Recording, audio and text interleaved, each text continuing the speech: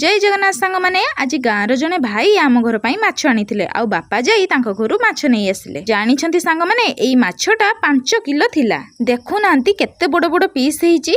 एते बड़ पीस हेइची जे याको मसला दे भाजिने या भीतर को मसला पसिबनी। सेइति पई पूरा बड़ मासिया को छोट छोट पीस करी काटुछंती। माने गोटे पीस को काटी 2 पीस करूछंती। माछ सहित आसीथिला अंत आउ चर्बी। जानिछंती सांग माने एई अंत आउ चर्बी के जदी पतुआ करा जाय ताले एई माछटार टेस्ट बेसी सेई पतुआ लागिबो। एइठी हमर बड़ माउसी एसबु को भल भाबरे धोई सफा करि नेले आ मु सेपटे रसुण लंका पियाज जीरा को पेस्ट बनाई देली। पेस्ट करि सरिबा परे माछरे हळदी आ स्वाद अनुसार लूण देई सेई पेस्ट को देई भल भाबरे गळई रखिदेली। एबे ताबारे तेल पकेई तेल ताती जिबा परे गुट्टी गुट्टी माछ को ताबारे पकेइली। अच्छा सांग माने कहिले देखि आपण मानकु माछ पखाळ रे खाइबा पई भल लागे ना भात रे खाइबा पई भल लागे ना भुजिया रे खाइबा पई भल लागे।